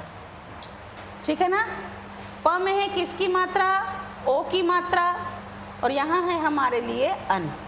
ठीक है ना, ओ और अ ने क्या बनाया, अव। यहाँ से न और यहाँ से हमारे लिए प। ठीक, प के साथ में अ है इसलिए प पूरा हो गया। ठीक है, और यहाँ पर हो गया पवन। ठीक है ना। अब इसी का एक और एग्जाम्पल, पौ धन अक। ठीक है ना, तो क्या बनेगा, पावक। ठीक है ना, तो यहाँ पर आपका अ और अ दोनों मिलकर क्या बनाता है, आव। यहाँ बचा क, यहाँ बचा हमारे लिए प। तो प में आ की मात्रा से प अक से पावक, तो 100 अन्न से सावन, भो अन्न से भवन, ठीक है ना। पो अन्न से पवन, भो अन्न से भवन, पाव अक से पावक, 100 अक से सावक, 100 अन्न से सावन, ठीक है ना, और पाव अन्न से पावन, ठीक है। अब यहाँ पर भो धन इष्य से क्या बनेगा, जब वो कहता है भो धन इष्य तो क्या बनेगा, भविष्य। भो इष्य से बनेगा भविष्य, और पो इत्र से पवित्र, ठीक है। इसी प्रकार देखा जाए तो नौ इक कह रहा है, नौ धन इक कह रहा है, तो क्या बनेगा, नाविक। नौ इक से बनेगा नाविक, ठीक है। साथ में गोधन ईश से बनेगा गवीश, भोधन ईश से भविष्य, भाव उक से बनेगा भविष्य। तो अयादि चतुष्ट स्वर संधि भी कहा जाता है, अयादि चतुष्ट स्वर संधि कहा जाता है इसे, क्योंकि इसमें अय आय अव आव वाले उदाहरणों का निर्माण होता है। क्लियर हो गया। और इस तरह होती है हमारी दीर्घ स्वर संधि, गुण स्वर संधि, वृद्धि स्वर संधि, यण स्वर संधि और अयादि स्वर संधि कंप्लीट, ठीक है। तो मैंने क्या बताया, जहाँ दो स्वर वर्ण अक्षर मिलते हैं और दोनों स्वर वर्ण अक्षरों के मिलने से यदि वर्ण अक्षर स्वर में किसी प्रकार का परिवर्तन होता है तो वहाँ स्वर संधि होती है। दो समान वर्ण अक्षर मिलकर अगर दीर्घ की मात्रा में बदल जाएं तो दीर्घ स्वर संधि, दो अलग अलग स्वर मिलकर एक नया स्वर का निर्माण करें तो गुण स्वर संधि, गुण संधि के वर्ण अक्षर अ और आ से मिलकर मात्रा में वृद्धि करे तो वृद्धि स्वर संधि, गुण स्वर संधि की प्रक्रिया को पलट दिया जाए तो यण स्वर संधि, और आपके वृद्धि स्वर संधि की प्रक्रिया को पलटा जाए तो अयादि स्वर संधि का निर्माण होता है। और अब तक हमने देखा कि दीर्घ में, गुण में, वृद्धि में, अयादि में जो भी परिवर्तन हो रहे थे वह स्वर में हो रहे थे। अकेला यण स्वर संधि ऐसा है कि दो स्वरों के मिलने से व्यंजन वर्ण का निर्माण हो रहा था। क्लियर हो गया, ठीक है। पहचान भी मैंने बता दी, तोड़ने का तरीका, जोड़ने का तरीका बहुत गहराई से मैंने आपको बताया है, ठीक है। तो एग्जाम में अगर आपको पूछता है तो ध्यान रखिएगा कि जहां पर अ से लेकर आपके अंगूर के अम तक की मात्रा हो जाती है तब हमारे लिए आपकी विशेष तौर पर अ से औ तक की मात्रा होगी, तब हमारे लिए स्वर संधि की प्रक्रिया होगी। लेकिन अंगूर के अम को रखने के पीछे कारण ये है क्योंकि व्यंजन संधि में कभी कभी व्यंजन के साथ स्वर वर्ण का मेल देखने को मिलता है, न केवल दो व्यंजन का बल्कि कभी कभी व्यंजन के साथ स्वर भी मिलते हैं और संधि की प्रक्रिया होती है। दीर्घ स्वर संधि में हमने क्या देखा, दीर्घ स्वर संधि में लास्ट साउंडिंग लेटर और फर्स्ट साउंडिंग लेटर के मिलने से जो परिवर्तन हो रहे थे वह भी स्वर में ही हो रहे थे।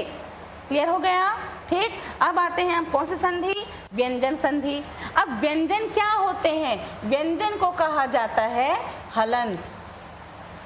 किसी भी लेखक के किसी भी वर्ण अक्षर के नीचे छोटा हुआ एक छोटा सा लकीर होता है हलंत। किसी भी वर्ण अक्षर के नीचे राइटर के राइट हैंड साइड मुड़ा हुआ एक छोटा सा लकीर हलंत कहलाता है। इसी का एक साइन और है, जब राइटर के लेफ्ट हैंड के साइड हो जाता है तो रस्सी का र बन जाता है। ध्यान से समझिएगा, यदि क वर्ण के नीचे दाहिने हाथ की ओर है मतलब ये व्यंजन वर्ण है, दैट मीन ये हाफ लेटर है, ठीक है। लेकिन इसी कबूतर के क में एक छोटा सा लकीर अगर इधर जुड़ा है तो ये हमारे लिए आरेफ वर्ण है। क्लियर हो गया। तो हलंत में और आरेफ वर्ण में इतना अंतर है कि हलंत राइटर के राइट हैंड साइड होगा और जो आरेफ वर्ण है वो राइटर के लेफ्ट हैंड के साइड होगा, ठीक है। तो सबसे पहली बात कि व्यंजन क्या होते हैं, वे वर्ण जो स्वर की सहायता से पूरे होते हैं उन वर्णों को व्यंजन वर्ण कहा जाता है। व्यंजन वर्ण की मात्रा आधा गिना जाता है, ठीक है ना। तो जब किसी संधि की प्रक्रिया में स्पर्श, अंतःस्थ, ऊष्म व्यंजन के साथ यदि स्वर का या पुनः व्यंजन का मेल होता है तो व्यंजन वर्ण में अगर किसी प्रकार का परिवर्तन हो तो ऐसी संधि को व्यंजन संधि कही जाती है। संस्कृत में इस व्यंजन संधि के तमाम प्रकार के नाम हैं। जशत्व है, इष्टुत्व है, लत्व है, छत्व है, परस्वर्ण है, अनुस्वर वर्ण है, ठीक है ना। च का आगम है, स का श परिवर्तन है, न का अण परिवर्तन है। ये सारे नियम वहाँ पर आपके अलग अलग नाम से पुकारे जाते हैं, परंतु हिंदी भाषा में हम केवल व्यंजन संधि का नाम ले सकते हैं, ठीक है। तो संधि क्या कह रहा है कि संधि जब किसी व्यंजन का मेल किसी स्वर या व्यंजन से होता है और इसकी वजह से व्यंजन वर्ण में कोई परिवर्तन उत्पन्न होता है, तो पहले शब्द के अंत में यदि हलंत वाला वर्ण अक्षर है, होने वाली संधि डजंट मैटर कि स्वर है कि व्यंजन है। ऐसी सिचुएशन में पहले शब्द के अंतिम वर्ण हलंत वाले व्यंजन का जब स्वर और व्यंजन से मेल होगा और उनके मिलने से व्यंजन वर्ण में अगर किसी प्रकार का परिवर्तन होगा तो ऐसी प्रक्रिया को व्यंजन संधि कहेंगे। इसमें आपके 1.5 लेटर आते हैं। 1.5 वर्ण वाले उदाहरण जैसे कि आपका जगन्नाथ कहा, जैसे कि आपका उद्भव कहा, ठीक है, जैसे कि आपके लिए सज्जन कहता है, ठीक है। ऐसे उदाहरण आपके व्यंजन संधि के उदाहरण होते हैं, ठीक। कब? जब व्यंजन का व्यंजन से मुलाकात हो तब। आज समझ में? इसका निर्माण कब होगा? जब पहले शब्द का अंत व्यंजन है, दूसरे शब्द की शुरुआत भी क्या होती है? व्यंजन होती है, तब हमारे लिए 1.5 वर्ण वाले उदाहरण आएंगे। क्लियर? लेकिन अगर पहले शब्द का अंत व्यंजन है लेकिन अगर इधर स्वर आ जाता है, बाय नेचर स्वर क्या करेगा? व्यंजन को कंप्लीट करेगा। इसलिए अगर वो जगदीश कहता है, ठीक है ना, अगर वो वागीश कहता है, ठीक है ना, अगर उसी प्रकार निराशा कहता है, नहीं निराशा नहीं, जगदीश कहता है, वागीश कहता है, ठीक है ना, अगर वो अजंत कहता है, तो ऐसे उदाहरण हमारे लिए आपकी व्यंजन संधि में भी आएंगे, ठीक है ना। समझ में आ रहा है? अब ये कंफ्यूजन क्रिएट कर रहा है कि दीर्घ ई की मात्रा है तो हमारे लिए स्वर संधि होना चाहिए, है ना। ये कैसे होगा कि ये हमारे लिए व्यंजन संधि में आएगा, इसको हम आगे जानेंगे। क्लियर हो गया? तो ध्यान रखिएगा कि व्यंजन संधि क्या होती है। पहले शब्द के अंत में अगर हलंत है तो वहीं से पहचान देते। अगर आपको एग्जाम्पल देता है, मान लीजिए आपको एग्जाम्पल देता है जैसे कि जगत अम्बा में संधि की पहचान कीजिए, जगत अम्बा की संधि की जो संधि की पहचान कीजिए, तो संधि की पहचान लास्ट साउंडिंग लेटर से पता चल जाती है, ठीक है। अब अगर यहाँ पर हलंत जुड़ा हुआ है, मतलब कि हमारे लिए क्या हुआ? व्यंजन, और यहाँ पर हमारे लिए है स्वर। तो व्यंजन से अगर स्वर मिलता है तो भी व्यंजन में परिवर्तन होगा, और व्यंजन परिवर्तन होगा और स्वर जो है वो किसकी तरह जुड़ जाएगा? मात्रा की तरह। तो जगत अम्बा कहता है तो हमारे लिए क्या बनेगा? जगदम्बा। क्लियर हो गया? समझ में आ गया इतना? ठीक है। और इस आधार पर देखा जाए तो देखने वाली बात है कि जब हम संधि की प्रक्रिया करते हैं तो इस संधि की खासियत होती है कि यहाँ पर हमारे लिए 3 प्रकार के व्यंजनों का प्रयोग होता है। यहाँ हमारे लिए स्पर्श वर्ण का प्रयोग होता है, मतलब कि कबूतर के क से मछली का म, ठीक है। दूसरा, यहाँ हमारे संधि की प्रक्रिया में अंतस्थ व्यंजन का प्रयोग होता है, इया, र, ल, व का, ठीक है। साथ ही यहाँ प्रयोग होता है उष्म का, यानी कि शक्कर का श, षटकोण का श, सरोते का स और हल्का ह। इन 3 व्यंजनों के साथ, इन 3 प्रकार के व्यंजनों के साथ में, यानी कि कबूतर के क से हल के ह के साथ यदि हमारा स्वर मिलता है या मिलता है हमारा व्यंजन, और इनके मिलने से अगर व्यंजन में किसी प्रकार का परिवर्तन उत्पन्न हुआ तो वो संधि कहलाती है हमारे लिए। कौन सी संधि? व्यंजन संधि। क्लियर हो गया? ठीक है, इतनी बात समझ में आ गई? ठीक। तो जहाँ पर संधि की प्रक्रिया होगी तो इस संधि में एक व्यंजन का इस्तेमाल नहीं होता, वो है हमारे लिए संयुक्त व्यंजन, जिसका इस्तेमाल नहीं किया जाता है। क्लियर? ठीक। इस संधि के कुछ नियम होते हैं, इस संधि के कुछ नियम होते हैं जिसका पालन किया जाता है। अब देखिए, संधि के नियम के अनुसार हम देखते हैं तो आपको सबसे पहले देखेंगे कि यहाँ पर आपका क वर्ग है, यानी कि क, ख, ग, घ और आपका अंगा। ठीक। फिर है आपका च वर्ग, मतलब कि च, छ, ज, झ और इया, ठीक है।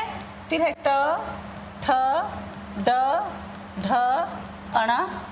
फिर है आपका त, थ, द, ध, न। फिर है प, फ, ब, भ और म। अब वर्ग का नाम क्या है?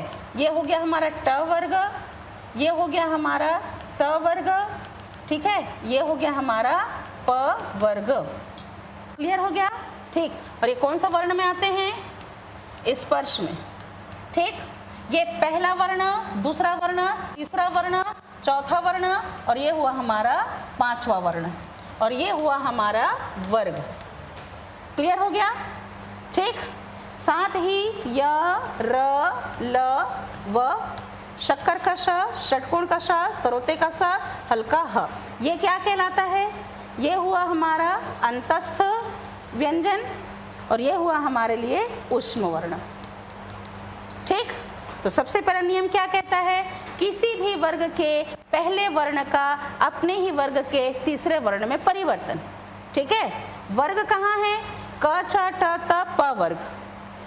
वर्ण कहाँ है? पहला वर्ण बोले तो क, छ, ठ, त, प, दूसरा बोले तो ख, छ, ढ, ध, भ, तीसरा बोले तो ग, ज, ड, द, ब, चौथा बोले तो घ, झ, ढ, ध, भ और पांचवा बोले तो अंग, इया, अण, न और म, ठीक है। तो नियम क्या कहता है? पहला नियम कहता है कि संधि करते टाइम पहले शब्द के अंत में यदि क, च, ट, त, प है, होने वाली संधि किसी भी वर्ग का तीसरा वर्ण है। अब किसी भी वर्ग का तीसरा वर्ण मतलब क्या हुआ आपका? ग, ज, ड, द, ब। किसी भी वर्ग का चौथा वर्ण है कहता है तो क्या हुआ? घ, झ, ढ, ध और भ। और किसी भी वर्ग का तीसरा चौथा वर्ण है या फिर अंत इस वर्ण है, यानी कि इ, र, ल, व, या है हमारे लिए आपका स्वर। ऐसी सिचुएशन में दूसरे शब्द में कोई परिवर्तन नहीं होता। जो भी परिवर्तन होता है पहले शब्द के अंतिम वर्ण अक्षर जो खुद एक वर्ग का नाम है, इसलिए अपने वर्ग के तीसरे वर्ण में बदलते हैं। ध्यान रखिएगा, व्यंजन संधि में 3 जगह परिवर्तन देखने को मिलते हैं। ध्यान से समझिएगा मैं क्या बता रही हूँ। व्यंजन संधि के अंतर्गत जब संधि की प्रक्रिया की जाती है तो कभी पहले शब्द के अंतिम में परिवर्तन देखने को मिलता है, ठीक है, कभी कभी दोनों के बीच में परिवर्तन देखने को मिलता है और कभी कभी पहले शब्द के अंतिम में 3 जगह परिवर्तन व्यंजन संधि में देखने को मिलते हैं। मोस्ट ऑफ एग्जाम्पल में पहले शब्द का लास्ट साउंडिंग लेटर में, 1-2 एग्जाम्पल के लिए लास्ट साउंडिंग लेटर में और कभी कभी दोनों के बीच में कोई वर्ण अक्षर आ जाता है और इस तरह व्यंजन संधि में 3 जगह परिवर्तन देखने को मिलते हैं, ठीक है। अभी सबसे पहले नियम इसको लेकर चलते हैं, ठीक। तो क्या कह रहा है कि संधि करते समय पहले शब्द के अंत में यदि क, च, ट, त, प हो, होने वाली संधि किसी भी वर्ग का तीसरा वर्ण, चौथा वर्ण, अंतःस्थ व्यंजन या स्वर हो, ऐसे सिचुएशन में दूसरे शब्द पद में कोई परिवर्तन नहीं होगा। जो भी परिवर्तन होगा पहले शब्द का लास्ट साउंडिंग लेटर में होगा। चूंकि पहले शब्द का लास्ट साउंडिंग लेटर खुद एक वर्ग का नाम है, इसलिए अपने ही वर्ग के तीसरे वर्ण में बदल जाएगा। तो अगर कहता है एग्जाम्पल दिक, धन, गज कह रहा है, ठीक है ना। इसी प्रकार अगर कहता है दिक, धन, भ्रम कह रहा है, ठीक है। इसी रूप में अच, धन, अंत कह रहा है, ठीक है। षट, धन, दर्शन कह रहा है, ठीक है। आए समझ में? अब देखिए क्या कह रहा है। पहले शब्द के अंत में क, छ, ट, त, प कोई भी वर्ण हो, यहाँ है क, यहाँ है क, यहाँ है च, वहाँ है ट, होने वाली संधि का फर्स्ट साउंडिंग लेटर या तो किसी भी वर्ग का तीसरा वर्ण है तो क, ख, ग तीसरा वर्ण है, या चौथा हो प, फ, ब, भ चौथा वर्ण है, या तो स्वर हो, ठीक है, या तो हमारे लिए आपका अंतःस्थ व्यंजन हो। मान लीजिए यहाँ पर हम कर देते हैं एक एग्जाम्पल में सत, धन, वाणी, ठीक है, उसको भी मैं बता दूंगी, सत, धन, वाणी, ठीक। अब देखिए ऐसी सिचुएशन में चूंकि ये खुद एक वर्ग का नाम है, इसके बाद में तीसरा वर्ण आया है तो क ने अपने ही वर्ग के खुद के तीसरे वर्ण किस में बदल लिया, ग में, ठीक है ना। अब ये दिक से क्या बन गया हमारे लिए, दिग बन गया, यहाँ है हमारे लिए गज। दो व्यंजन वर्ण कभी भी पूरे नहीं हो सकते। ऐसी सिचुएशन में इस ग को हम क्या कर देंगे, किस में बदल देंगे, आपके हलंत वाले ग में हटाकर हम किस में बदल देंगे, इस रूप में। तो दिग्गज से क्या बन गया, दिग्गज, ठीक है। अब देखिए क ने खुद को किस में बदला, ग में, इसलिए दिग्भ्रम से क्या बनेगा, दिग्भ्रम, ठीक। इनमें से गमले का ग, जहाज का ज और बकरी के ब को आधे अक्षर में लिख सकते हैं, परंतु डमरू का ड और दवात के द को अर्धाक्षर में नहीं लिखा जा सकता, इसलिए उसके नीचे हलंत लगाया जाएगा। जब सत से हमारे लिए सद बनेगा और ये हो जाएगी हमारी वाणी। अब ग को आधा अक्षर में बदल सकते थे, परंतु द को नहीं बदला जा सकता, इसलिए यहाँ पर एक हलंत लगाया जाएगा और सदवाणी से बनेगा सद्वाणी, ठीक है। इसी प्रकार अब ये च है, च अपने ही तीसरे वर्ण किस में बदलेगा, च छ ज में बदलेगा, तो अच से क्या बन गया, अज बन गया और ये हो गया हमारे लिए अंत, ठीक है। तो ज में किसकी मात्रा आ गई, अम की मात्रा आ गई, तो अच अंत से बन गया अजंत, ठीक है। इसी तरह देखिए अगला, जब एग्जाम्पल कहता है तत् धन रूप कहता है, ठीक है ना। अब यहाँ त के बाद में अंत इस व्यंजन है, इसलिए खुद को तीसरे वर्ण ने किस में बदल दिया, द में, तो तत् से क्या बन गया, तद, और ये हो गया रूप। अब ध्यान से समझने वाली बात है कि हम अगर देखते तो र के पहले भी क्या है, आपका द है, इसलिए ये जो र है वो किस में बदल जाएगा, आर्य वर्ण में, और तत् रूप से बन जाएगा तद्रूप, ठीक है। जब एग्जाम्पल कहता है वाक धन ईश, अब ये क बदल गया ग में और यहाँ है बड़ी ई की मात्रा, ठीक है। तो वाक ईश से क्या बन जाएगा हमारे लिए, वागीश। आगे समझ में, तो जगत अम्बा से जगदम्बा, जगत ईश से जगदीश, जगत आधार से जगदाधार, ठीक है। और उसी प्रकार देखा जाए तो एग्जाम्पल के तौर पर अगर कहता है षट धन दर्शन कह रहा है ना। अब ये ट जो है अपने ही वर्ग के तीसरे वर्ण में बदल गया, तो षट से क्या बन गया, षड। चूंकि इसको अर्धाक्षर में लिखा जाना संभव नहीं है, इसलिए हलंत लगा देंगे, तो षट दर्शन से बन जाएगा षट दर्शन। षट आनन से क्या बनेगा, षट आनन, षट आनन क्या बनेगा, बताइए क्या बनेगा, षडानन, षट आनन से क्या बनेगा, षडानन, ठीक है। इसी प्रकार सतगति से सदगति, ठीक है ना, सतगति से क्या बन जाएगा, सतधन गति से क्या बनेगा, सदगति, ठीक है ना। उत धन भव से क्या बनेगा, उद्भव, और उसी प्रकार उत धन गम से क्या बनेगा, उद्गम, ठीक है। अब देखिए आपको एग्जाम्पल के तौर पर उत उपसर्ग प्राप्त हो गया, उद्गम में प्रयुक्त उपसर्ग की पहचान कीजिए कहेगा तो मिल गया, तो उद्गम से बनेगा उद्गम। सत उपयोग से सदुपयोग, इसी प्रकार चित आनंद से चिदानंद, और सत आनंद से सदानंद, तत् अनुसार से तदनुसार, ठीक है। उद्घाटन से क्या बनेगा, उद्घाटन, और उद्घोष से उद्घोष, उद्घोष से क्या बनेगा, उद्घोष, और सतगुण से सद्गुण, और सतधर्म से सद्धर्म, और दिग्गज से दिग्गज, दिग्भ्रम से दिग्भ्रम। और उसी प्रकार देखा जाए तो जितने भी एग्जाम्पल है वो यहाँ पर आपके कंप्लीट होते। तो पहला नियम समझ में आ गया, ठीक। तो पहले नियम में क्या कह रहा है, संधि करते समय पहले शब्द के अंत में यदि हलंत वाला क छ ट त प हो, होने वाली संधि किसी भी वर्ग का तीसरा वर्ण, चौथा वर्ण, स्वर या अंतःस्थ व्यंजन हो तो दूसरे शब्द में कोई परिवर्तन नहीं होगा। जो भी परिवर्तन होगा पहले शब्द का लास्ट साउंडिंग लेटर में होगा। चूंकि ये खुद एक वर्ग का नाम है, अपने ही वर्ग के तीसरे वर्ण में बदल जाएंगे। जब इनके परिवर्तन हो जाते हैं, इनकी मुलाकात व्यंजन से होती है, तो दो व्यंजन पूरे नहीं होते। तो जिस व्यंजन को अर्धाक्षर में लिखा जाना संभव हो तो अर्धाक्षर लगा देंगे, लेकिन जिसमें अर्धाक्षर की संभावना नहीं हो वहाँ एक हलंत लगाया जाता है। लेकिन तीसरे वर्ण में परिवर्तन के बाद यदि मुलाकात स्वर से हो जाती है, जैसे कि जगत धन ईश कहता है, चूंकि त ने द में बदला, यहाँ पर ई की मात्रा है, तो जगत ईश से क्या बन जाता है हमारे लिए? जगदीश। क्लियर हो गया? क्लियर? अब आते हैं सेकंड वन रूल।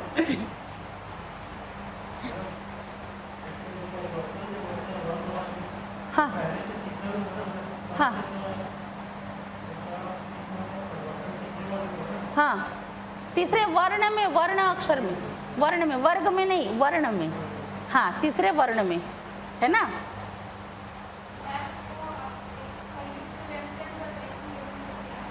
संयुक्त व्यंजन, संयुक्त व्यंजन क्षत्रिय का क्ष, त्रिशूल का त्र, ज्ञानी का ज्ञ, श्रीमान जी का श्र, वो दो व्यंजन से मिलकर बना होता है। तो ऑलरेडी वहाँ दो व्यंजन से मिलकर एक नया वर्ण बना है, उसको यूज नहीं करते हैं इसमें। क्लियर हो गया? ठीक, तो पहला नियम समझ में आ गया। तो वर्ग कहाँ है आपका? ये है, देखिए ध्यान से। ठीक, ये है हमारे लिए वर्ग। ठीक,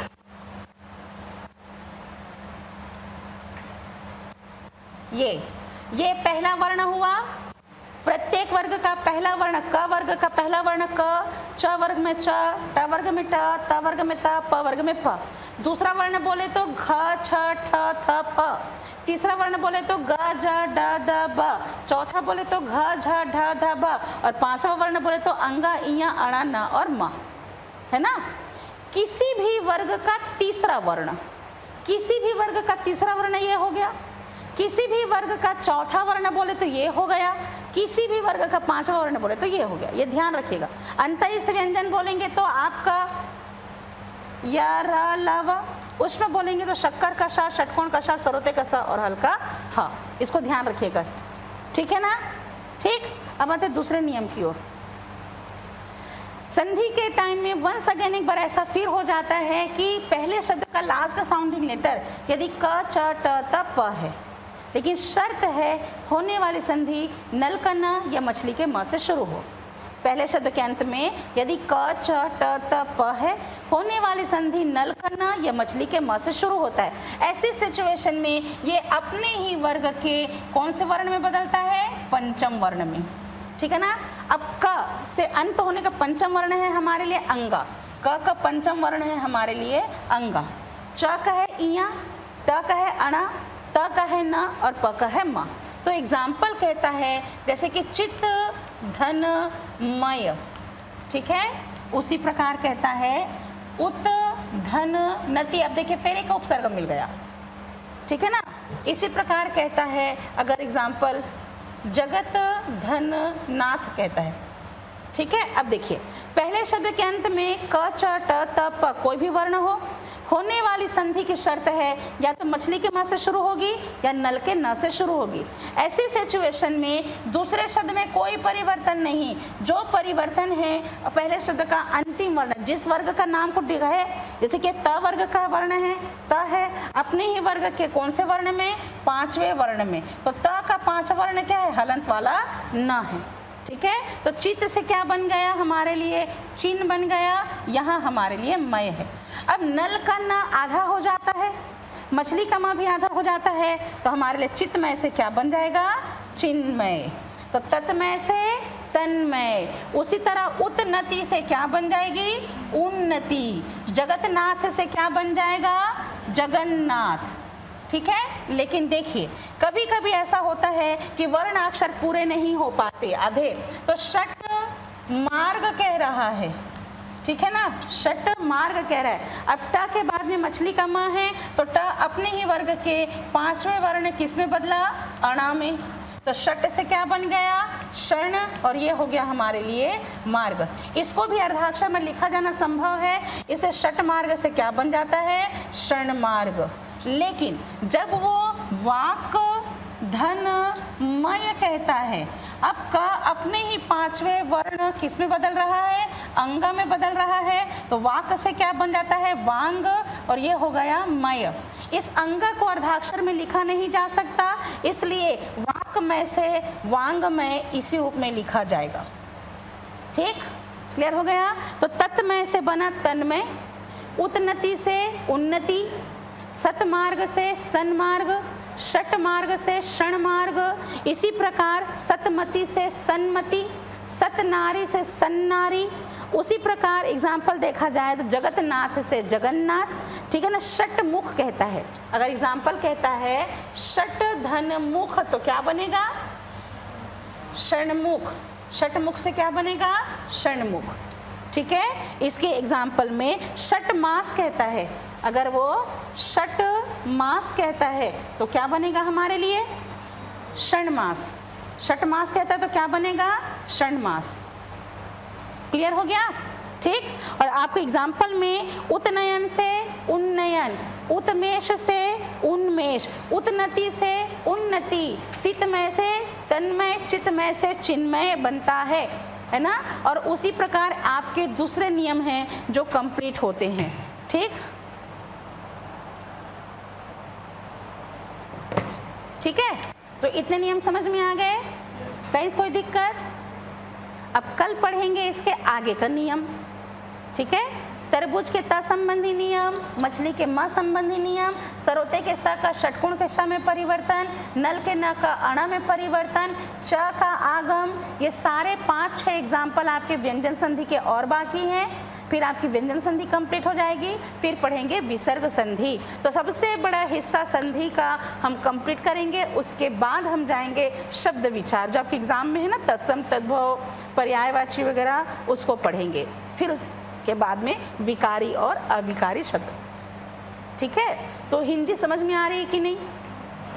क्लियर तो हो रहा है ना कॉन्सेप्ट आपका? कोई दिक्कत तो नहीं है? ठीक है। देखिए, वैसे भी मैं यहाँ ऑफिस में रहती हूँ, ठीक है।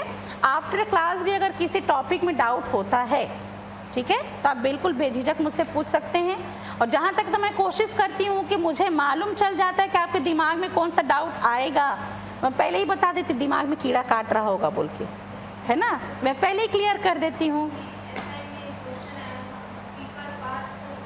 हाँ हाँ, तो वाचक शब्द क्या होता है? देखिए, उपमेय, उपमा के 4 अंग होते हैं, उपमेय, उपमान, साधारण, धर्म और वाचक शब्द। उपमेय क्या होता है? संधि, जब हम समास पढ़ेंगे तो बताऊंगी आपको। उपमेय वो होता है जिसका कंपेयर किया जाता है, उपमान वो होता है जिससे कंपैरिजन किया जाता है, साधारण धर्म होता है वो रीजन, बिहाइंड द रीजन की कंपैरिजन क्यों किया जा रहा है, और वाचक शब्द होता है कंजक्शन वर्ड्स जो जोड़ने का काम करता है। तो सा, सरिस, जैसा, हाँ, तो ये सब हमारे लिए कंजक्शन वर्ड है ना। पीपर, पात, सरिस, मंडोला, पीपल के पत्ते के जैसा मंडोलता है ना। तो जोड़ने का जो कंजक्शन वर्ड्स होते हैं उसे वाचक शब्द कहते हैं, ठीक है। तो मैं कॉन्सेप्ट आपके डाउट होने से पहले ही क्लियर कर देती हूँ, तो आप लोग पूछते भी नहीं हो और एकदम बिल्कुल शिथिल अवस्था में पड़े रहते हो। मेरे को टेंशन हो जाती है कि मैं समझा पा रही हूँ कि नहीं, आपको समझ में आ रहा है कि नहीं, डाउट भी नहीं पूछते हो। तो इतने ज़्यादा होशियार हैं आप लोगों कि आप लोगों को एकदम समझ में आ जाता है? तो समझ में आता है, दिक्कत तो नहीं होती। बाकी दूसरी बात, मैं ऑफिस में दिन भर रहती हूँ, शाम तक रहती हूँ मैं, 7 बजे तक। तो आफ्टर क्लास आप लोग कंटिन्यू पढ़ते रहिए। अभी हिंदी की आज 4थी क्लास है ना, कंटिन्यू पढ़ते रहिए। किसी भी टॉपिक में जहाँ भी आपको लगता है कि मेरे को कॉन्सेप्ट क्लियर नहीं हो रहा, आफ्टर क्लास आप छुट्टी के पहले मेरे पास आइए, रिसेप्शन में बोलिए कि मैडम से मिलना है। और जो भी डाउट है जब आप पढ़ते रहेंगे ना, तो या तो अलग से पेपर में लिख लीजिए या तो फिर बुक में निशान लगा के आ जाइए, मैं यहाँ पर डाउट क्लियर करूँगी, ठीक है। और क्लास मिस मत कीजिएगा। अभी देखिए, बच्चे कोई नहीं आ रहे, जहाँ तक मुझे लग रहा है कि शायद सैटरडे को या संडे को कोई एग्ज़ाम है इसलिए नहीं आ रहे होंगे, वो भी होता है। लेकिन मैक्सिमम ऐसा होता है कि उसमें भी तो वो एग्ज़ाम में आएगा हिंदी, उसमें भी तो होगा ना प्लाटून कमांडर वगैरह का जो भी एग्ज़ाम आ रहा है, लेबर इंस्पेक्टर वगैरह का, सब में तो हिंदी पूछेगा ना, किसी में 20 नंबर का, किसी में 30 नंबर का। और हिंदी की क्लास जबकि चल रही है, कल वर्णमाला पढ़े हैं, और आज संधि पढ़ रहे हैं तो भी नहीं आए हैं, बताओ भला। अब घर से तो बुलाया नहीं जा सकता है ना। अब हाँ ये हो जाता है कि 1-2 दिन एग्ज़ाम बचा है तो हम टाइम जाने आने में और वहाँ बैठ के पढ़ने में वेस्ट होता है, ये भी हम समझ सकते हैं आप लोगों के मन स्थिति को, लेकिन क्लासेस मिस मत किया कीजिए। अब संधि वाला टॉपिक उनके लिए छूट ही गया ना, ऐसा तो नहीं है कि 2 हफ्ते बाद आएंगे बोलेंगे मैडम संधि फिर से पढ़ा दो, है ना। चलो खैर कोई बात नहीं, कंटिन्यू आइए, क्लास मिस मत कीजिएगा, ठीक है। कल पढ़ेंगे व्यंजन संधि का बचा हुआ नियम और उसके बाद में हम पढ़ेंगे आपके विसर्ग संधि को, ठीक है। तो क्लास मिस नहीं करना। और अभी आपका बहुत सारा टॉपिक जो है वो बचा हुआ है, 30 नंबर का मामला है, कहीं से कुछ भी पूछता है जो सिलेबस में मेंशन नहीं है वो भी पूछ लेता है, ठीक है। तो thank you so much, God bless you, love you to all my बच्चा।